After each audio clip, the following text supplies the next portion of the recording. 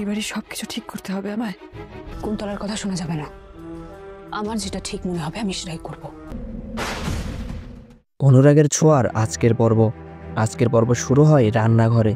দীপা কাজের মেয়ের ছদ্মবেশে উর্মি সবজি কাটছে। দীপা মনে মনে বলে, এই অগ্নি পরীক্ষার আজ সবে শুরু।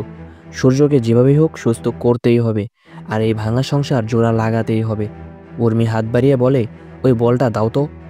দীপা উর্মির কথা বুঝতে না পারায় আবার জিজ্ঞেস করে উর্মিকে। উর্মি বলে, আরে ওই বাটিটা এদিকে দাও। দীপা বাটি এগিয়ে দিয়ে বলে, আচ্ছা শোন, তোর মরদ কোথায় রে? দেখছি না তো তাকে। উর্মি বিরক্ত মুখে বলে, ও আমার সাথে খারাপ করেছে, তাই ওকে জেলে দিয়ে এসেছি। দীপা অবাক হয়ে বলে, কি বলছিস? তোর পতি নাই তোর শ্বশুরবাড়িতে? তোকে কে মানবে? এই বাড়ি ছেড়ে তোকে চলে যেতে হবে তো। কে বার্তা দিবে তোকে? উর্মি চোখ বড় বড় করে বলে, এই তোর এত বড় সাহস, তুই আমাকে এমন কথা বলছিস? দীপা বলে, হ্যাঁ রে, সব বাড়িতেই একই হয়, আমার বাড়িতেও তাই। আমাকে সবাই তুচ্ছ করে। আমার বর যেহেতু আমাকে খুব ভালোবাসে, তাই কেউ আমাকে সহজে কিছু বলতে পারে না, আমাকে ফেলেও দিতে পারে না। কিন্তু আমার বরটা জানিস তো, আমাকে মনেই রাখেনি, আমাকে মনে রাখতে পারে না সে, কিন্তু ভালোবাসে খুব, আমি জানি। উর্মি হতবাক হয়ে বলে, এমা, এরকম ঘটনা তো এই বাড়িতেও? দীপা বলে, হ্যাঁ, সব বাড়ির একই ঘটনা। তুই তোর মরদটাকে ফিরিয়ে নিয়ে আয়, না হলে কিন্তু তোরই কপাল খারাপ। এরপর যদি তোর মরদটা অন্য কাউকে বিয়ে করে নিয়ে আসে, তখন তোর কি হবে শুনি? তোকে কে মানবে? তোর বর যখন তোর সঙ্গে নেই, তখন তোর কোনো মান আছে নাকি? তোর বর যদি তোকে ভালোবাসে, তবেই তোর মান আছে, আর তোদের মাঝখানে কেউ আসতে পারবে না তখন। সবসময় জানবি এটা। উর্মি চিন্তায় ডুবে যায়। দীপার কথায় কেমন যেন একটা অজানা ভয় দানা বাঁধে তার মনে। উর্মি দীপাকে জিজ্ঞেস করে, তুমি কি সত্যি বলছো? দীপা বলে, হ্যাঁ রে। উর্মি আর কোনো কথা না বলে রান্নাঘর থেকে বেরিয়ে যায়। দীপা তখন মুচকি হাসে, তার মুখে এক জয়ের হাসি। দীপা মনে মনে বলে, বুঝে ফেলেছি, জয়কে আনতে যাচ্ছে। আমাকে এভাবে এক এক করে সবাইকে বাড়িতে ফিরিয়ে আনতে হবে। লড়াইটা খুব কঠিন, তবুও যে করে হোক আমাকে জিততেই হবে। ভাঙা সংসার আমাকে জোড়া লাগাতেই হবে। বাইরে উর্মি একা হাঁটছে আর ভাবছে, দীপালি আমার কেউ হয় না, ও আমার কোনো ক্ষতি করবে না, চাইলে ভালোই চাইবে, আমাকে ওর কথা শুনেই চলতে হবে। এই বাড়িতে আমার জায়গাটা টিকিয়ে রাখতে হলে আমাকে জয়কে নিয়ে আসতে হবে। কিন্তু হঠাৎ কুন্তলা আসে তার সামনে, তার মুখে এক রহস্যময় হাসি। কুন্তলা বলে, উর্মি, তুমি এখানে কি করছো? চলো চলো চলো। উর্মি মনে মনে বলে, না না, একে কোনো কিছু বলা যাবে না। কুন্তলাকে বললে ও বাধা দিতে পারে। আমি ওর কথায় নিজেকে ভাসিয়ে দিতে পারবো না।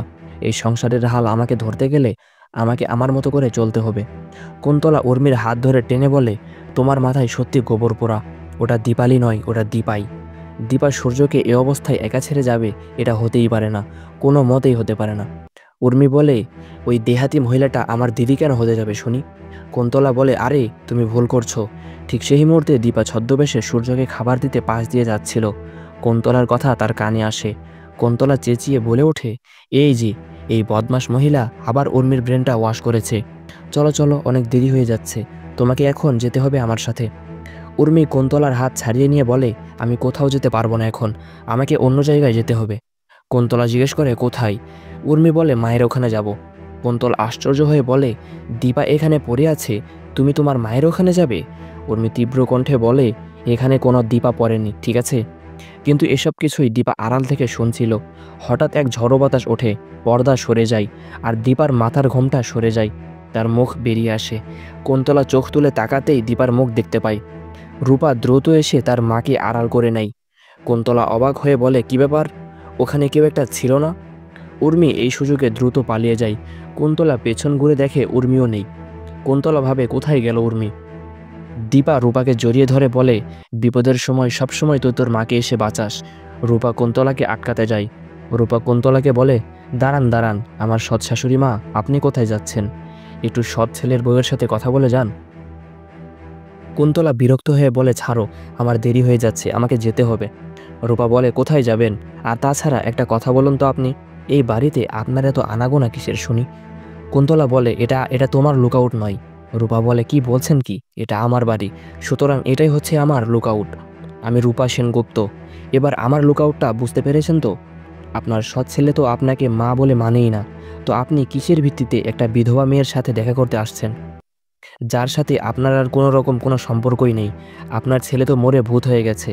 কুন্তলা ক্ষিপ্ত হয়ে বলে, তোমার বাবা আমাকে মানে, এই জন্য আমি এখানে আসি। রূপা তীব্র চোখে যখন আবার বাবার স্মৃতিটা রূপা বলে, যখন আমার বাবার স্মৃতিটা ঘুরে আসবে না, বাবা যখন সুস্থ হয়ে যাবে, তখন আপনাকে না ঘাড় ধাক্কা দিয়ে এখান থেকে বের করে দিবে। তখন বুঝতে পারবেন আপনার জায়গাটা ঠিক কোথায়। দীপা আড়াল থেকে এসব শুনছিল, তার মুখের গর্বের হাসি। দীপা নিজে নিজে বলছে, তোকে আমি একদম ঠিক মানুষ করেছি রূপা, সবসময় সত্যি। কোন জায়গায় কোন কথাটা বলতে হবে সেই কথা বলার সৎসাহস তোর মধ্যেই আছে। যাই, আমি ডাক্তারবাবুকে গিয়ে খাবারটা দিয়ে আসি। রূপা কুন্তলার দিকে তাকিয়ে বলে, আপনি আমাদের পরিবারকে ছাড়কার করে দিয়েছেন, সুতরাং আপনি এটা ভুলে যাবেন না যে আপনাকে আমি ছেড়ে দেব, বুঝতে পেরেছেন? রূপা চলে যায়। কুন্তলার মুখে এক চাপা রাগ। এদিকে আমরা দীপাকে দেখি, দীপা খাবার নিয়ে গেছে। সোনা, রূপা আর কৃষ্ণও আছে সেখানে। সোনা রূপা আর কৃষ্ণকে দেখে বলে, কি ব্যাপার, তোমরা এখানে কি করছো?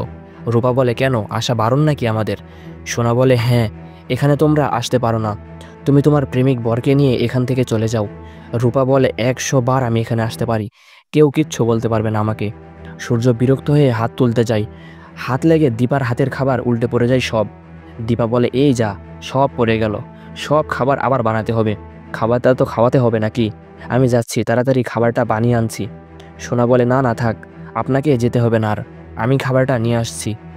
রূপা সোনাকে আটকাতে যায়, বলে, আমি খাবারটা নিয়ে আসি, তুমি এখানে থাকো। সোনা কঠোর গলায় বলে দেয়, একদম না, আমি যাব, তুমি চুপচাপ থাকো এখানে। মানে বুঝেছো, তুমি এখানে একদম চুপচাপ বসে থাকবে, বাবার খাবারটা আমি নিয়ে আসবো। সোনা চলে যায়।